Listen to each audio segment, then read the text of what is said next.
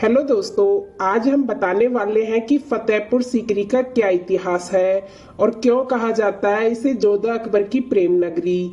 फतेहपुर सीकरी उत्तर प्रदेश के आगरा जिले में एक शहर है। यह आगरा से 40 किलोमीटर दूर पश्चिम दिशा में स्थित है। बादशाह अकबर ने 1571 में मुगल साम्राज्य की राजधानी के रूप में इस शहर की स्थापना की थी।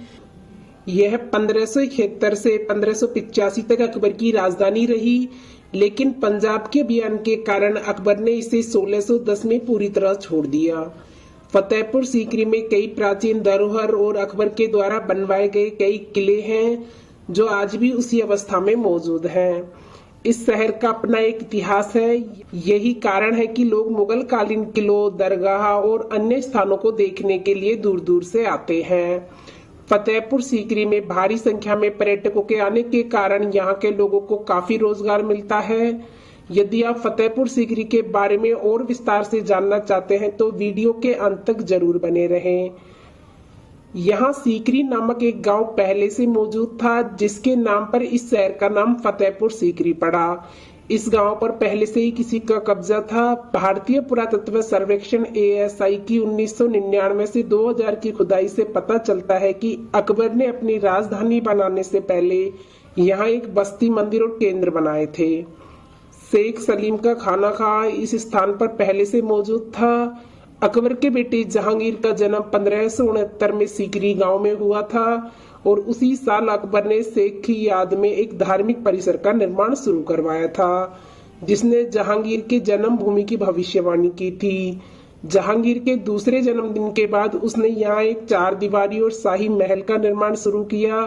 1573 में अकबर की विजय गुजरात अभियान के बाद शहर को विजय का शहर फतेहपुर सीकरी कहा जाने लगा। 1803 में आगरा पर कब्जा करने के बाद अंग्रेजों ने यहाँ एक प्रशासनिक केंद्र की स्थापना की और यह 1850 तक बना रहा। 1815 में मैक्सेस ऑफ हेस्टिंग ने सीकरी में स्मारकों की मरम्मत का आदेश दिया था। माना जाता है कि 16वीं शताब्दी में जब बाबर ने राणा सांगा को एक युद्ध में हराया था, उसी दौरान उसने सीकरी नामक गांव को पहली बार देखा था।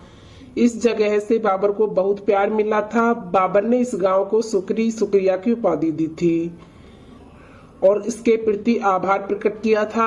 अकबर ने 1610 में फतेहपुर सीकरी को पूरी तरह से छोड़ दिया था। माना जाता है कि अकबर द्वारा यह शहर छोड़ने का मुख्य कारण पानी की आपूर्ति की विफलता थी। वहीं कुछ इतिहासकारों का मानना है कि इस शहर के प्रति अकबर की रुचि कम हो गई थी, क्योंकि उसने अपनी सनक के कारण ही इस शहर का निर्माण करवाया था। उसने फतेहपुर सीकरी को अपनी राजधानी बनाई थी और लाल रंग की बलुआ पत्थरों से इसका निर्माण करवाया था।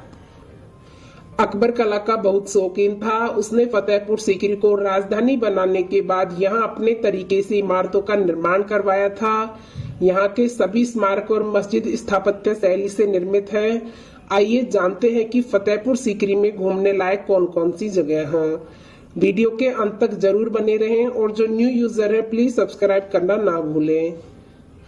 यहाँ एक तालाब बेहद खूबसूरत है और इसके बीचों बीच एक प्लेटफॉर्म बना हुआ है। इसका इस्तेमाल गायन प्रतियोगिताओं के लिए किया जाता था। पंचमहल एक 5 मंजिला महल नुमा संरचना है। इसमें हर मंजिला धीरे धीरे आकार में घटता जाता है। अंतिम मंजिल, सबसे ऊपर की मंजिल, एक बड़ी गुंबद जैसी छतरी की तरह दिखती है। माना जाता है कि यह महिलाओं के लिए बनाया गया था। फर्श को प्रत्येक स्तर पर जटिल नक्काशीदार स्तंभों पर खड़ा हुआ है। इसमें कुल 177 स्तंभ हैं। यह वह स्थान है जहां अकबर ने विभिन्न धर्मों के प्रतिनिधियों से उनके विश्वास और धर्मों पर चर्चा की थी। यहाँ 1601 में गुजरात विजय के उपलक्ष्य में अकबर द्वारा बनवाया गया बुलंद दरवाजा भी स्थित है। केंद्रीय भाग में लगा एक शिलालेख अकबर के धार्मिक सुलेपेट वर्णन करता है।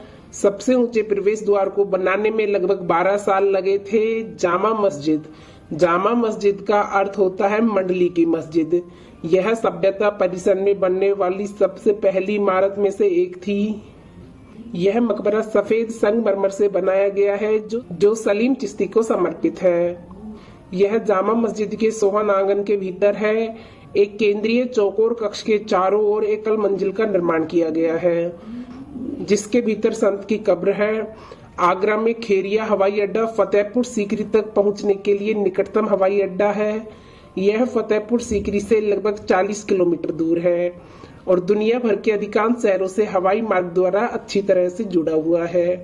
फतेहपुर सीकरी आगरा से 37 किलोमीटर और दिल्ली से 210 किलोमीटर की दूरी पर है। यहाँ के लिए नोएडा और अन्य राज्यों जैसे उत्तर प्रदेश राज्य सड़क परिवहन निगम यूपी एसआरटीसी द्वारा संचालित नियमित बसें चलती हैं। दोस्तों, आपको फतेहपुर सीकरी की जानकारी कैसी लगी? अगर अच्छी लगी तो प्लीज कमेंट बॉक्स में जरूर बताना और जो न्यू यूजर है प्लीज सब्सक्राइब करना ना भूलें। चलो मिलते हैं नेक्स्ट वीडियो में, जब तक के लिए अपना ख्याल रखना। धन्यवाद।